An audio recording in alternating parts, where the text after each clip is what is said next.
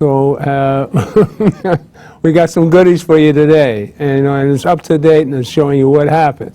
But people fail to remember what happened in the year 2000.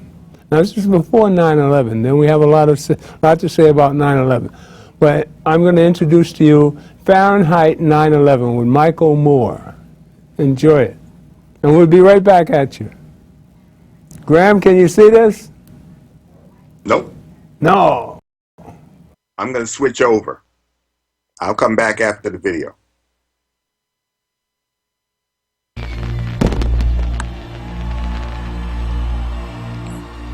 Was it all just a dream?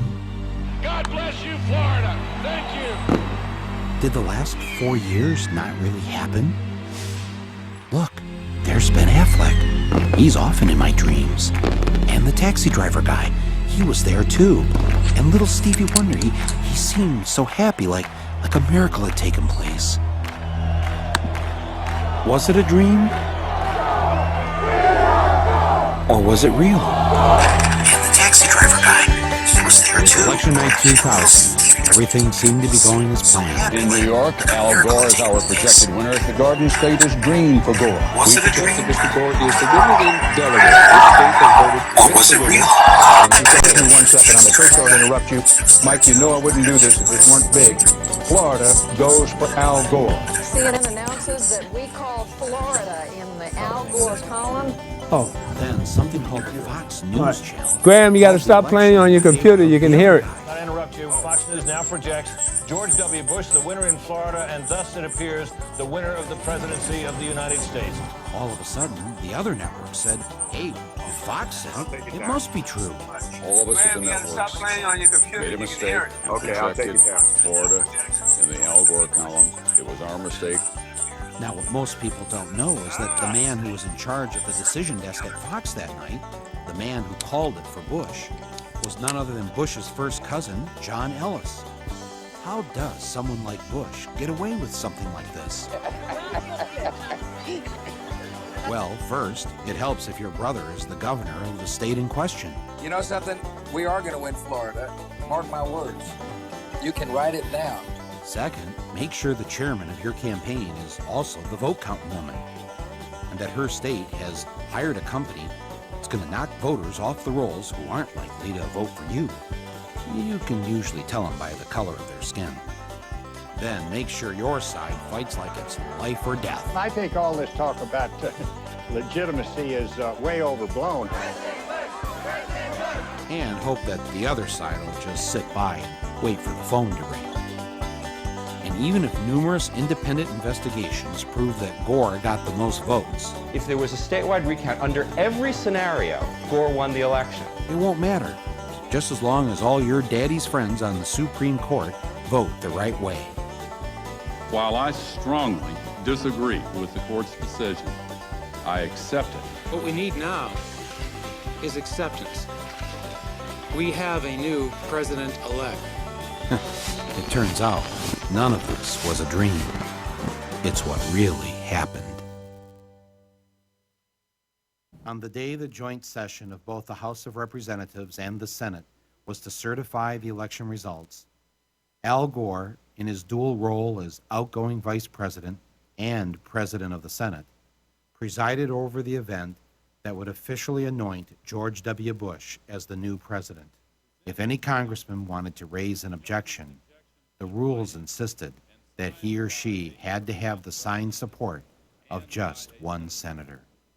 Mr. President, and I take great pride in calling you that, I must object because of the overwhelming evidence of official misconduct, deliberate fraud, and an attempt to suppress voter turnout. The chair must remind members that under Section 18 of Title III, United States Code, no debate is allowed in the joint session. Thank you, Mr. President. To answer your question, Mr. President, the objection is in writing, signed by a number of members of the House of Representatives, but not by a member of the Senate. Mr. President, it is in writing and signed by several House colleagues on behalf and myself of the 27,000 voters of Duval County, in which 16,000 of them are African Americans that was disenfranchised in this last election. Is the objection signed by a member of the Senate? Not signed by a member of the Senate. The Senate is missing. Mr. President, it is in writing and signed by myself on behalf of many of the diverse constituents in our country, especially those in the 9th Congressional District, and all American voters who recognize that the Supreme Court, not the people of the United States, decided this election. Is the objection signed by a senator? Unfortunately, Mr. President, it is not signed by one single senator. Unfortunately, I have no authority over the United States Senate, and no senator has signed. Mr. President, it is in writing and signed by myself and several of my constituents from Florida. A senator is needed, but missing. Is the objection in writing and signed by a member of the House and a senator? The objection is in writing, and I don't care that it is not signed by a member of the Senate. The chair will advise that the rules do care, and the signature in writing Not a single senator came to the aid of the African Americans in Congress. One after another, they were told to sit down and shut up. And it's a sad day in America, Mr. President, when we can't find a senator to sign the gentleman, objections. The gentleman will suspend. Won't sign objections, Mr. President. The gentleman will suspend. Inauguration coverage, 2001, on a nasty, but it could be worse kind of day in Washington. Where do we want justice? Where do we want it down? On the day George W. Bush was inaugurated, tens of thousands of Americans poured into the streets of D.C. in one last attempt to reclaim what had been taken from them. They pelted Bush's limo with eggs and brought the inauguration parade to a halt.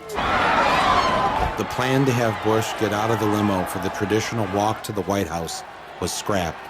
Bush's limo hit the gas to prevent an even larger riot. No president had ever witnessed such a thing on his inauguration day.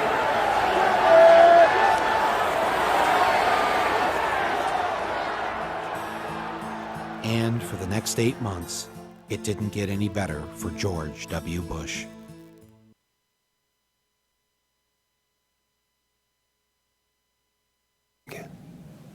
Welcome back. As you see, very interesting. Now, this is 16 years ago, right? Now, we showed how, Jeb Bush actually helped steal that election for his brother. Now they're in South Carolina now claiming that there was nothing wrong with 9/11, that there was weapons of mass destruction was a big lie, and Trump, as crazy as he sounds, is telling the truth. Welcome today, my old brother, Mr. Brown, Leroy Brown. Yes, you see, we're getting old. Leroy Baylor. Oh, man. But they know me as Black Leroy. Black Leroy. All right. Welcome, my brother. You hear that? Thank you. We're getting old. I'm getting old. My mind is... you're doing a lot of things. Yes. But this I remember quite well. I remember this movie, and it's quite a bit in here. And what do you recollect about the election in year 2000? The two elections, one was stolen in Florida, the other one was stolen in Indiana. Right. And in terms of that, the mobilization of the student body in Florida was tremendous. And the fact that they had this list of so-called felons. Right. And on that list were individuals who were not felons at all, but they were on that list. And I was disappointed. I'm dealing with that first election. I was very disappointed that the civil rights leaders who had, quote, pursued a protest on that, they came back with they came back with promises, because in the next election those names were still on the felon Right. list. Oh, 2004, you're talking about this. It was still there. It was still and it you know, I'm saying, wait a minute, you know, but there was no protests over that we heard of, because in terms of media, we have to really support media such as the Gilchrist Experience and Nat Wood and others, and MNN, because without without the access of MNN and other accesses, we just won't get bits and pieces of information, WBAI, et cetera. But that was what I remember from the first election. Then in Indiana, it was stolen by way of the Secretary of State. Right. Who was a black guy. Can't remember his name. It's 204. And 208, the following. 204. Bush 2000. Jr. was in 2 elections. That 2004. And 2000. And 2000. Right. Okay. And because for me, it's been a continuation. There's been no abrupt distinction between all of those administrations in terms of the policies enacted, but that's neither here nor there. Indiana, the second election, that was stolen, and quote, nothing was done about it. It's the stealing of elections. I happen to have done an interview, a series of interviews with a man who wrote a book called Vote Scam. And it was written by a gentleman, his name was Collier. And he and his brother had discovered how they were robbing or stealing elections in Florida with the regular voting machines. And he said, this is way before the electronic voting machines came enacted, but the book is Vote Scam. And he said, look, if you get the electronic voting machines, he said, you can forget about it. You can forget. Okay. Now, there have been maybe 2 or 3 books written in the current period. This is 2016. There may have been, I haven't read them yet, but in 2015, there were at least 2 books that have come out on how they steal the electronic machine voting. And with the regular machines, the pull the lever bad boys, those were being stolen. Programmed in advance. And his book, Vote Scam, is about a little pamphlet size.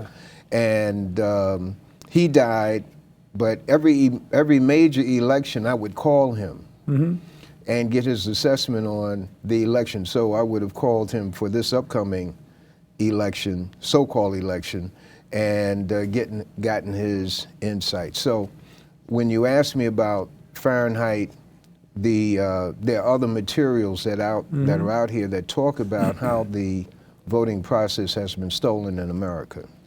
Graham, are you watching all this? We got Graham on the Skype. Oh, yes. Hey, fantastic. And listening. God bless you, brother. You remember Leroy? Yeah. Yes. Leroy and I separated by a few days and birthdays.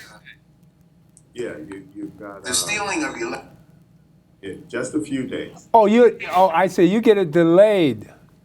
Yeah, I turned that off. Okay. All right. I got to listen through Skype because otherwise it's not good. Yes, we have over the years, when they came out with and I agree with what Brother Leroy said, the electronic machines, I have no faith in. Everything is co-opted electronically.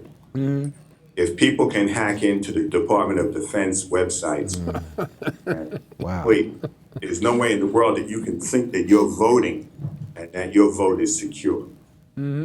Right. Looking at this election, even today, or it was last night, President Obama said there's no way that Trump will become president. He has more faith in the American public. My grandson's coming. But we have to remember that none of this has anything to do with the popular vote. It's the electoral college that determines who the president is. This is not a democracy. Your vote does not count. It is what the electoral college says in the end.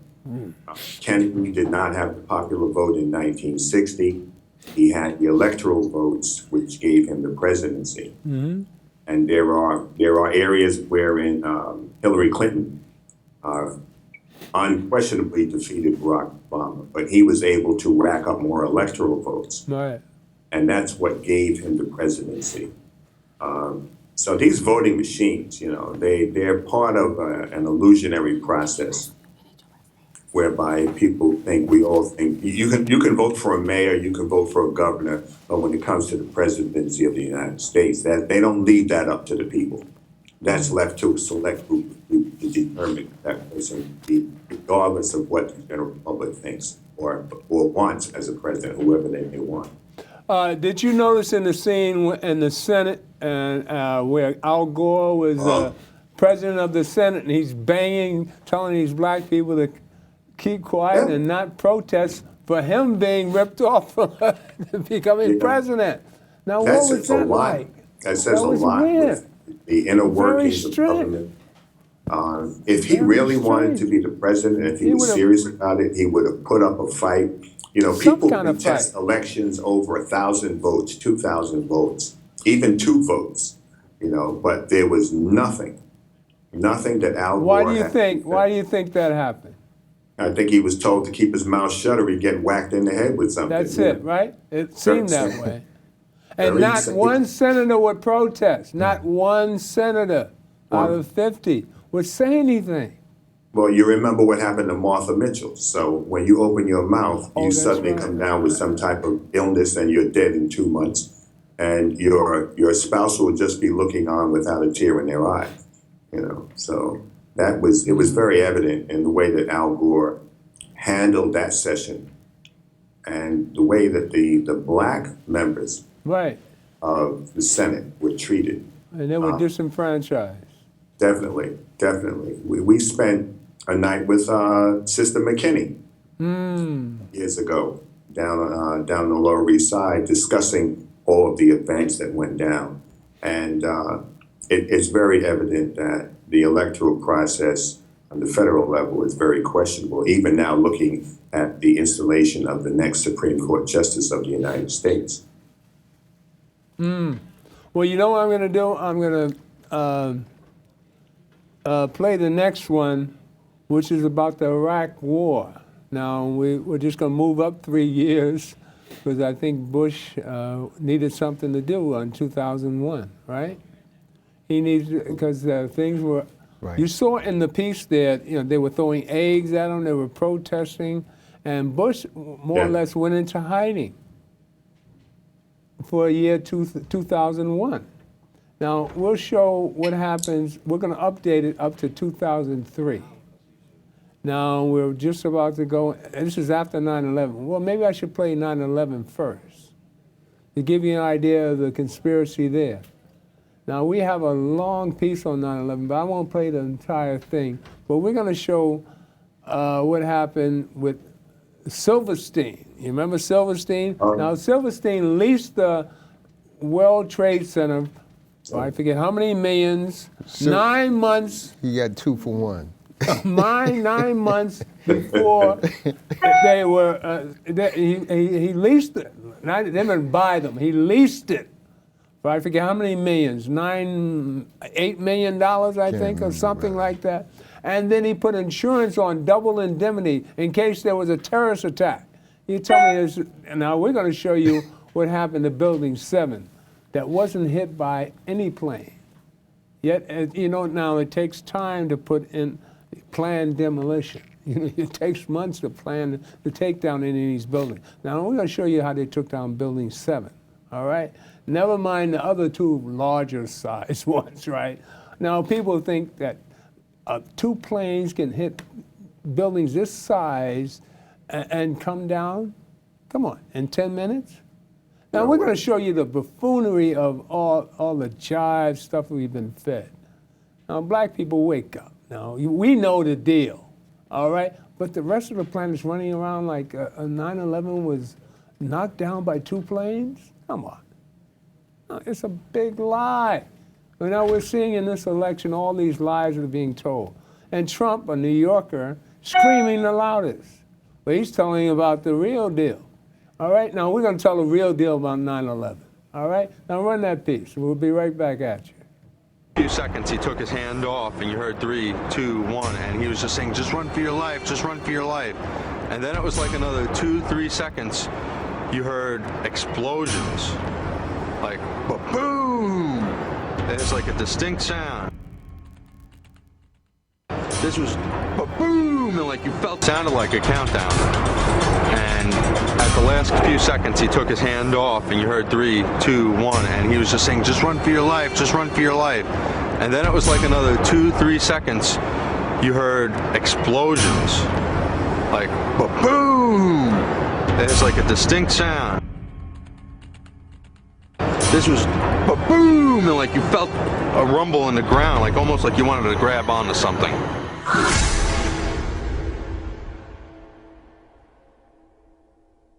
According to Larry Silverstein, on the morning of September 11, 2001, he attended an appointment with a dermatologist.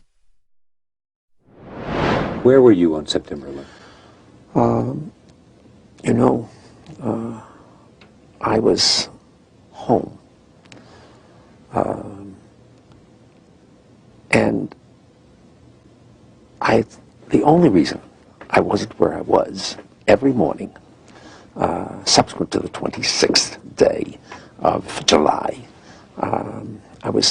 my mornings were spent usually at a breakfast meeting at Windows, an 8 o'clock breakfast meeting, Windows, the top of it, and then going down to visit with my tenants, my new tenants, at the Trade Center, getting to know them, understanding their problems and so forth, ascertaining how we could service their needs better, and which is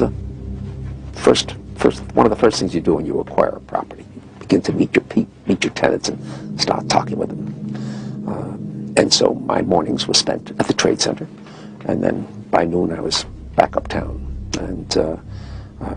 And so that particular morning, because I have light-colored hair and fair skin, and I'm an annuity to the dermatologist, my wife, God bless her, had made an appointment for me at the doctor.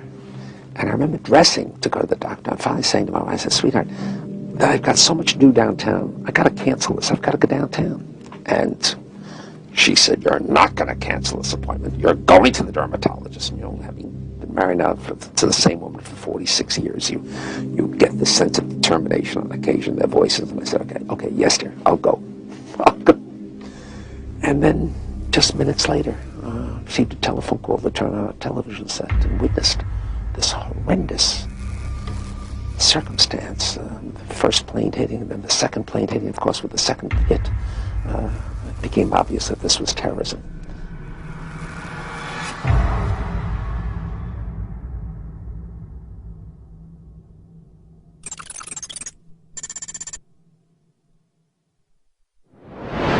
I remember getting a call from the fire department commander telling me that they were not sure they were going to be able to contain the fire. And I said, we've had such terrible loss of life. Maybe the smartest thing to do is pull it. And they made that decision to pull, and then we watched the building collapse. 3 years later, Silverstein issued a statement claiming that he had used the term "pull it" to refer to pulling the firefighters out of Building 7. But there are several problems with Silverstein's explanation. According to FEMA's building performance study, firefighters were never in the building. Preliminary indications were that due to lack of water, no manual firefighting actions were taken by the fire department. And these statements, from Popular Mechanics and the New York Times, confirm that no firefighting took place in Building 7, and that the fire department had ordered firefighters away from the building at 11:30 a.m. Another problem is that Silverstein made no reference to the firefighters when he talked about Building 7 for the PBS documentary. Plus, after Silverstein stated that the decision was made to pull Building 7, he finished his sentence with these words. And then we watched the building collapse. This would indicate that the collapse of Building 7 was the direct result of the decision to pull it.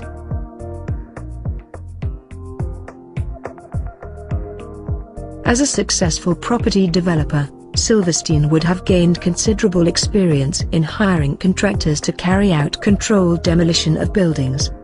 It's reasonable to assume that he would be aware that the term pull is often used by demolition experts to refer to bringing a building down. For example, here's Ground Zero's post-disaster wrecking crew talking about preparing to demolish Building 6.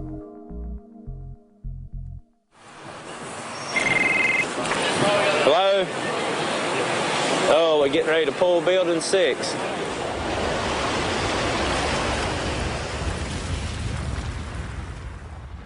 When referring to Building 7, it was Silverstein who suggested that the smartest thing to do was to pull it. I said, you know, we've had such terrible loss of life.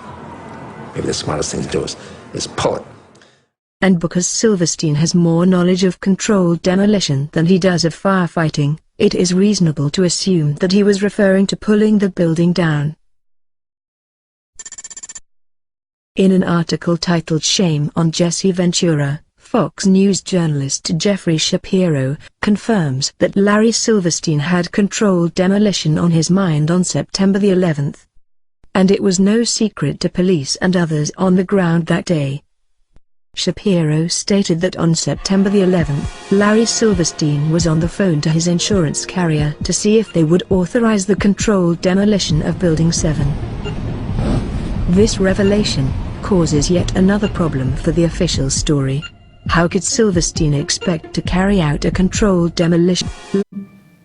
I think we've made it quite plain that this is a scam, this whole thing. Now, that was just Building 7.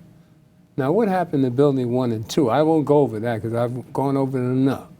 And you know that was all planned demolition, 1 and 2 and 7. Now 7 is so ridiculous. The reason why I bring this up, this was 5:30 in the afternoon.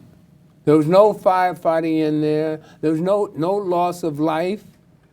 But you had the Enron records in there, and you had all sorts of important documents in that building. That's why it was pulled. So this is a scam by the insiders, whoever, Illuminati or whatever. Yeah, I mean, we can just use our vivid imagination to understand that this man received $9 billion as a result of these two buildings being down by fire and a war in Iraq. He has a new building going up on Church Street right now that will probably be finished this year, a high-rise building just 2 blocks north of the Trade Center. That he has. You know, this guy has made out like a fat cat in a cheese factory or a rat factory. There are other things that went on. I was working at Ground Zero on a private contract. And an interesting fact was that they didn't want black welders on the site. Oh, really? And they had told, if I remember correctly, it was Dr. D's son. They told him to beat it. They hired their own. They said, they will take care of this. We don't need any of you here, which was good because he didn't need to be down there getting cancer or anything else working on the site. Right. So what was going on? The U.S. Army had to come in and escort or order the quote-unquote personnel off the site at one time because little known to the general public, the U.S. Treasury vault was in the World Trade Center tower. The U.S. Treasury Department had an office in the World Trade Center, and they had a gold vault in the building. And so the firemen tried to break in there? Did you tell me that? They tried to break into that vault, and the military came in, escorted them off the site. Okay. The military extracted the vault and told them anything else they'd find they could keep. But the gold bullion was going with the U.S. Army. There were fire trucks, which were crushed, that I saw, that had obvious stolen merchandise, clothing and different things with the labels still on them that were stashed in the fire trucks from the Gap or whatever stores they stole them from. There was one bank that had been looted by the firemen or policemen or whoever came through. They stole PDAs, laptops, and all types of equipment from the building. And we had to secure that building for them because there were trillions of dollars in bearer bonds, which were on the trading floor in the dust. And if any of those guys had retrieved one of those bonds, he could have cashed them in for the face value of the bond. So there was a lot that was going on down there. And we do know the buildings didn't fall because of the airplanes. So that had nothing to do with anything. So take it away, Winston. Well, there's so much to talk about. But what I'm amazed at is how everybody so conveniently forgets about all it. And what's so important about what's happening now is the Supreme Court and how they're treating Obama. Now, they were treating nobody else unless if he wasn't a black man, I'm sure he'd be better. We would have a better scenario here. But we need this appointment to the Supreme Court. So maybe we can turn some of this around. Well, the court opens next week, and this is the thing. The Supreme Court reconvenes on next Monday. Right. And for them to render a decision, they cannot afford to have a tie vote. That's why there's an odd number of people in the Supreme Court. And for the likes of that thin-lipped guy in the Senate saying that they're not going to allow the president to appoint anybody is ludicrous. It is obstructive. These Republicans have continuously shown for the last 8 years their treasonous behavior with regard to the welfare of this country and the total disregard. Today, Joy Behar said, very candidly, she said, I will say this as a white woman, this is all being done by a group of racists. She said very clearly. She said it's all because Barack Obama is a black man. Amen. So we know what the deal is. That's right. The elephant is in the room, and no one has dealt with it for 300 or 400 years, and it's continuing to affect the progress of the country. And that's why this country is in the condition it's in, and will continue to stagger along. And the fact that he's going to leave and they're going to bring somebody else in, whoever that person might be, until we start dealing with our racial problems, we're not going to be able to progress fully as a nation. Well, my main problem is how we get along as a people.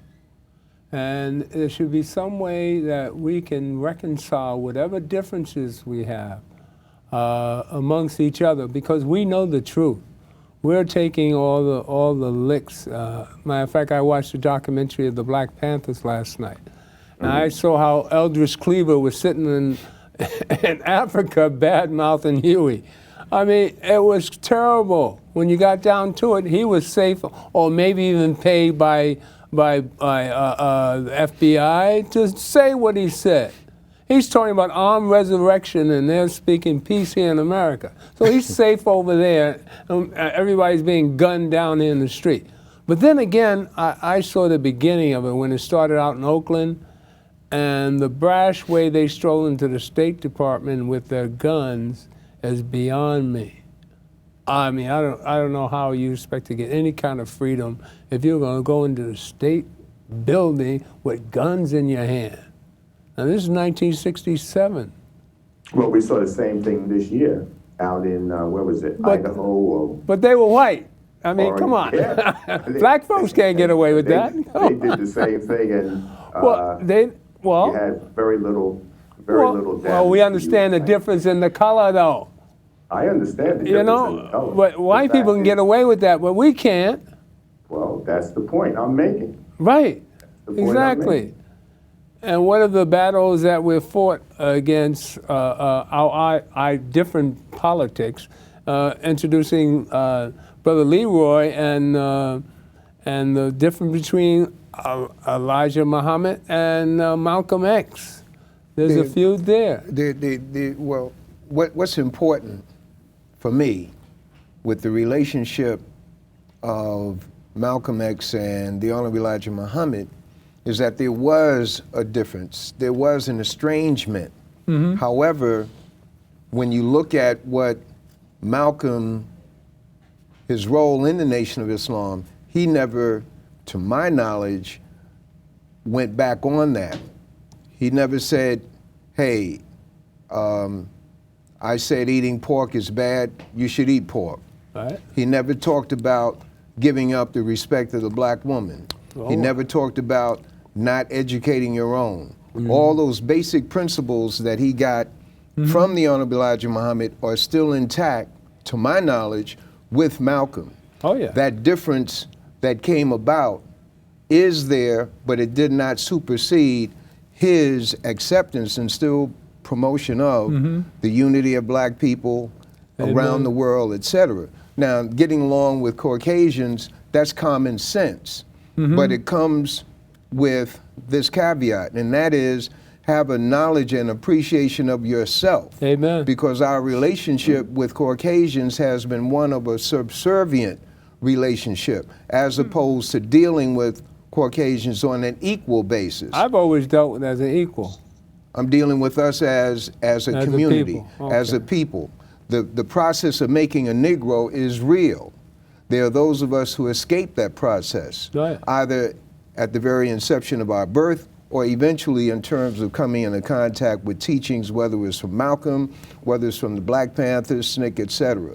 The point that you made about your concern with us as a people getting along is it relates to everything that's preceded us in this conversation by the false elections, the bogus elections. If elections are stolen, if Al Gore betrays the very people who are fighting for his election, if that, we have to look at this. If Hillary Clinton's husband wrote or signed into law welfare laws, so-called welfare laws and prison laws that has put thousands, hundreds of thousands of black men and women in prison, and in terms of his welfare law, have deprived women of their children, in terms of the ACS, you know, the ACS, the stipulation.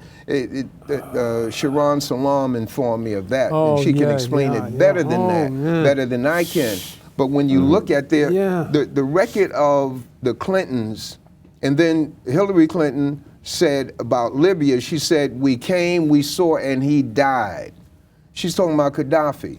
Now, black people in America don't know what Gaddafi was doing, but Africans do know. Africans know. He was trying to unite Africa. Well, the first thing that he did, he set up and I'm giving it to you, my version, he set up the satellite where they didn't have to go through France and Britain in order to call Africa. He bypassed all of that. That was an innovation. A brother I know, his name is, I call him Yusuf Solar. Anyway, Brother Yusuf deals in solar energy, and he goes over to Africa periodically. He said he was in Sierra Leone, and he saw all of these tractors, these brand new tractors. I'm going back a couple of years, 3 years. He saw all these brand. So he asked the African brother. He said, "Where are these tractors coming?" He said, "Those are gifts from Gaddafi." So, and then Gaddafi in his own country had created a pure water project where they had the largest pure water project, I believe, in the world. And every time there was a family that got married, they got a bonus. They got free this, free education, wherever they wanted to go in the world.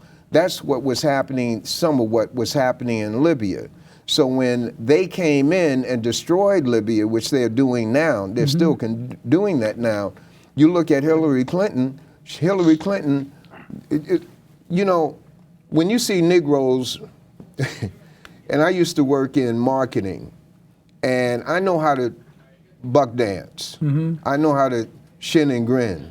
I know how to do that. Then when you see this political season come up, you see all our people, they're skinning and shinning, grinning, and getting a few dollars or a chance to get biscuits and chicken and grits at a restaurant in Harlem. Well, if we're not in it, we don't win it. So I don't deprive them of anything. But Will you suggest we don't vote? No. What I'm saying, you and I, or I'll put it this way, my people cannot afford to follow individuals who are getting a dole for themselves and nothing comes to black people. They're getting a dole. You can't, what do we get from the black congressional caucus except going along with the go along, because you got to be in it to win it. And it's nothing but compromise. And we're the ones who are compromised on. What else is there? Nationalism? Well, nationalism is a concept that we are a group of people and that we have a common destiny. Okay. That we have a common destiny whether we realize it or not, because we're in the house of the fox, as Malcolm would put it. Right. And we are, quote, right now in the state of being chickens getting ready to be roasted. The situation in America, regardless of the politics, demands that black people come together and begin to do something for self, starting in our own families. Forget about uniting with me. Forget about that. Unite within our own families. Get our own families together. This? It's always been like this. You, brother, it ain't not my experience. When we begin to focus in our own families and begin to teach our own children. No, what I mean, we've always had this problem.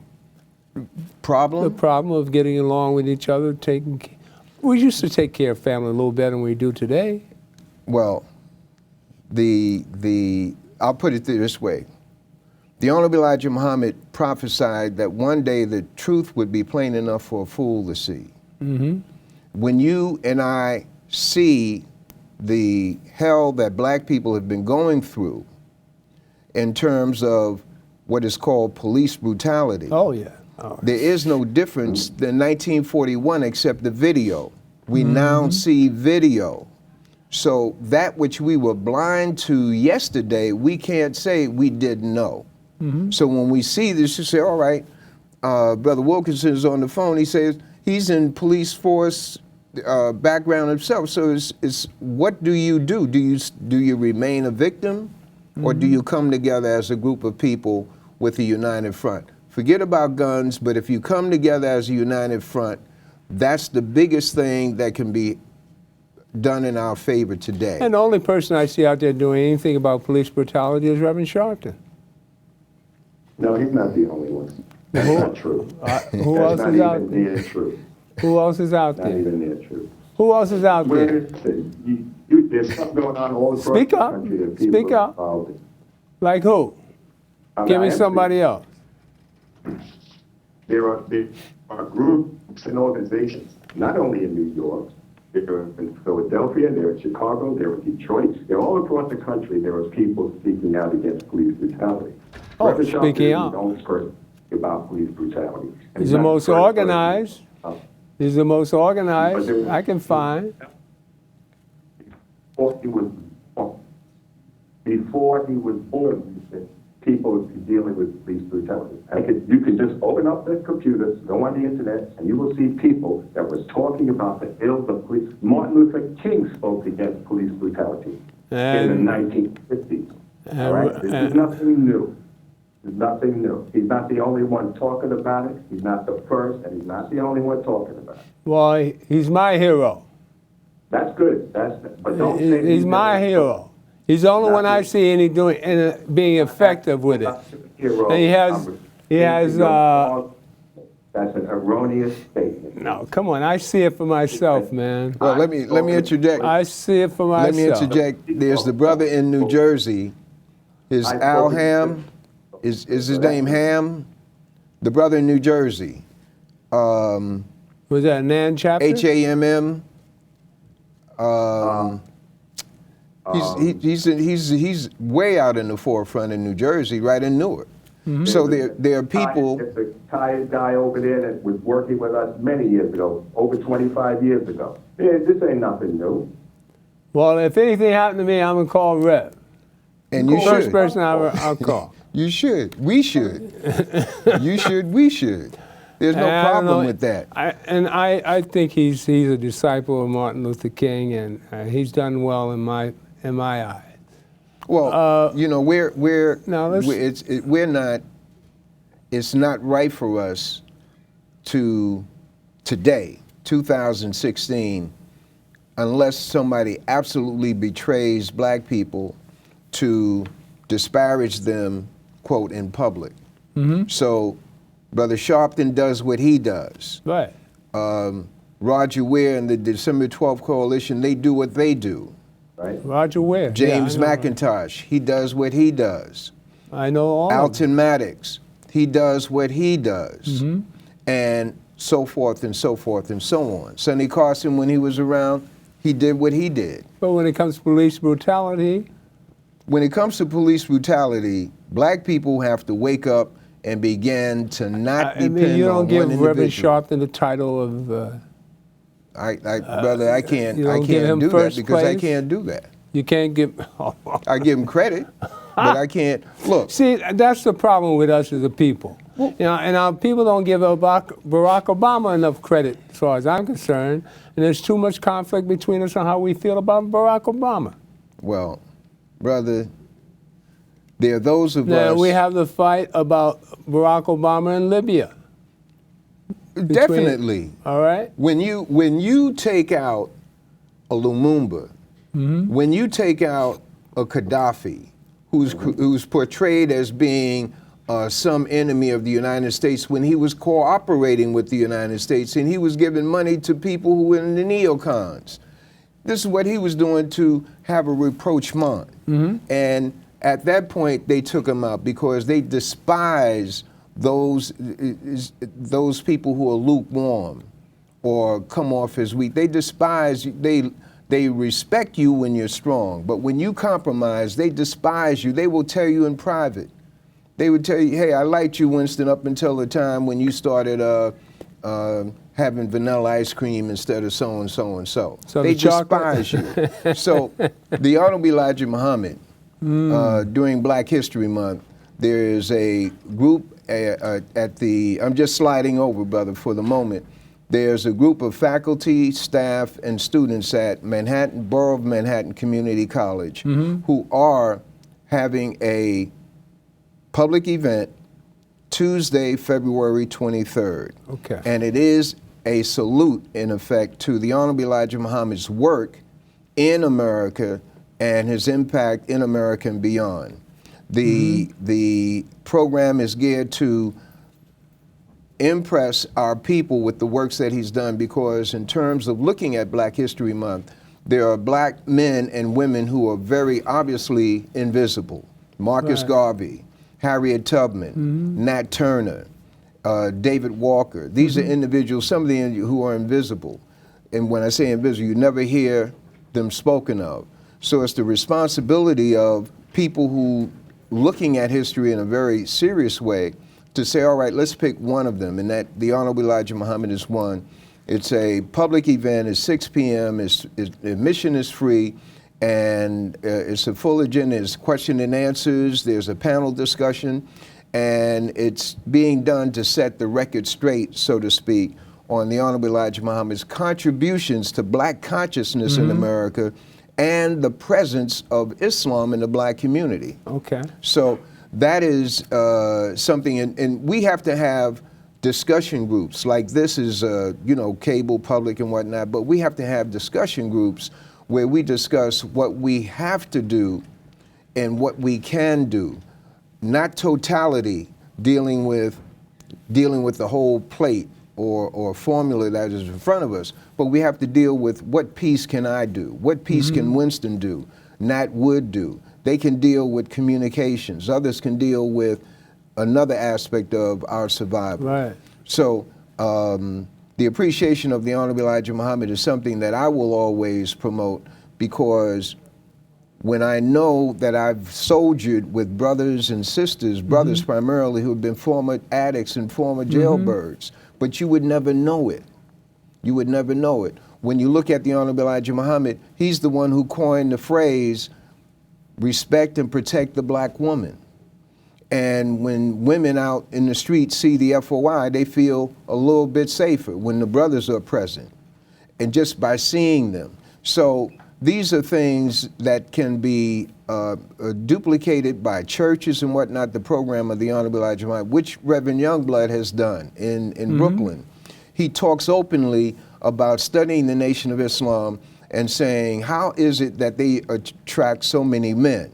and he incorporated what he calls the formula that he observed in the Nation of Islam in his churches. And when you go to St. Paul's Community Baptist Church in Brooklyn, which he's no longer at, but which he basically resurrected in spirit, you see men involved.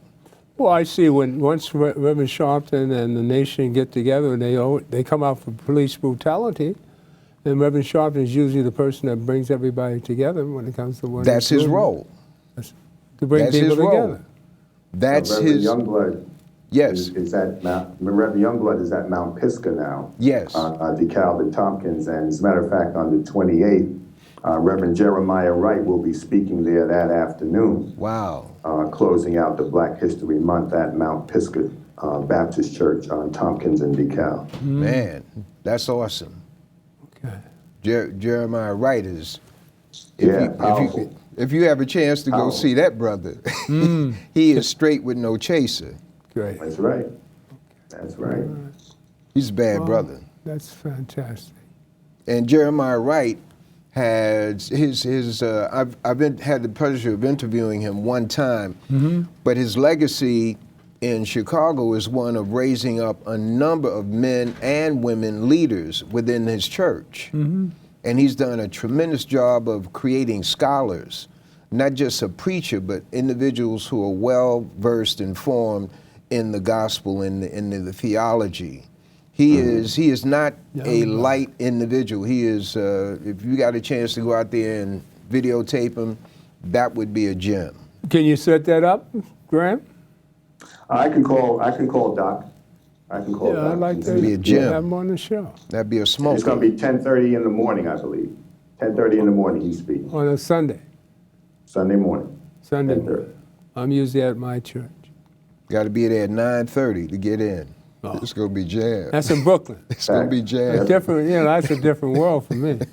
Matter of fact, on the March on Washington, the Million Man March, Reverend Youngblood, out of St. Paul, there were, I think, 1,455 men that went to the March on Washington out of St. Paul Community Baptist Church. I want to say this before we leave, going back to the World Trade Center.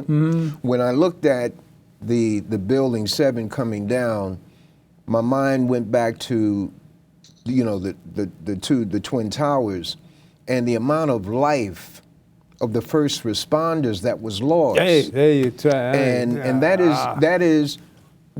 is something that you have to look at in how cold that conspiracy is. As we say, man, that's cold. How can you? I mean, that's right. It's there just, you go. And that's my not point. to hear advocates for those deceased within the ranks of retired police and ranks of retired firemen who would say, hey, it didn't go down that way. The only ones who are talking are the architects and engineers, which is a website, and these guys have gotten together. But that is a painful thing, man. When you look at the restaurant, the guy says he was due to be at the restaurant. You look at the restaurant and those people are eating, the staff is in there working, the plane hits and they can't get out, and then the thing is brought down. Right. My wife's husband was the chief operating officer of the Port Authority of New York and New Jersey. And the only reason he didn't get killed was that was a primary day, and he went to vote before he went to his office. And by the time he got off the train, the building was already engulfed in fire. But Mr. Butcher saved the lives of hundreds of Port Authority workers that day that people will never know about. That's widely talking, but it was a black man that saved hundreds of people's lives as the building came down itself that day. And then look at the men and women who are suffering as a result of having worked there. That's right. And government doesn't want to give them anything. They had to fight to get an extension of the bill. Right. This is the insanity that people don't see. You throw your life out there for the system, and the system is constantly spitting in your face and discarding you with total disdain. This is exactly my point. And as you mentioned, I took firefighting when I was in the service. And I can't imagine being a firefighter and rushing in those buildings and willing to save lives, and they blow them up on you. But there are firefighters who talk in a lot of these documentaries who explain that we heard explosions all over the place. Exactly. I walked in and I heard all these explosions Boom, going boom, off. boom, Boom, boom, boom, boom, boom, boom, boom, boom. No plane. Now, why isn't this talked about in the election? Donald Trump wants you to bring out the fact that it was an inside job, 9/11. Why is nobody talking about this? And here we're going through the same thing again. You know, lies. And this, I think we need to help Barack Obama get through his last year and unite with him somehow and get some sort of truth out of this. They say he's done nothing for black people. Well, what has he been allowed to do for anybody? You know, they've stopped him doing whatever he got through. He's lucky to get anything done. You know what I mean? He's lucky he's walked, you know. They just lame and lie about him like anybody. I mean, when he gets out of office, he'll just tell a real story. So, could I do anything for black people? That's what I do. Put black on something. I was done. It was done. You know, and this is the way the world runs today. We laugh, but I mean, can you imagine going through all that trauma, becoming the leader of the free world, and they won't let you do anything because you're black? Huh? That's the American way, Bill. You know, but that doesn't stop us from trying. See, I don't give up and just, you know, I'll still fight every inch of the way to be whatever I think God wants me to be. And with that, you know, the God in me loves the God in you. Oh, I got another minute and a half. All right. See, I'm about to go off. But I saw the Panthers last night, man. And I just saw the conflict between Eldridge and Huey, man, and it blew my mind because I didn't know about that. But to see Eldridge Clay sit back there in Africa and badmouth because he was getting paid. What is important about that episode is that you can use the Black Panthers as a foundation for studying COINTELPRO. Yeah, exactly. And when we study COINTELPRO, we will see what is happening. It's never stopped. Right now. So when you talk about division, us getting together, we have to do that in overcoming the traps that are laid out there by COINTELPRO. That's right. 2, 3, 4. So with that all said, believe in Barack Obama. He's a real brother. Power to the people. And let's unite. And God bless you. The God in me loves the God in you. And stay tuned for more of the black experience of the Gilchrist experience. And God bless you. Thank you for coming, brother. Thank you. Thank you. And him and I are going to be 75 years old in a couple of months. Here's the 75, right, brother? The 75. 75. And grown and still chasing women, huh? Get it, brother?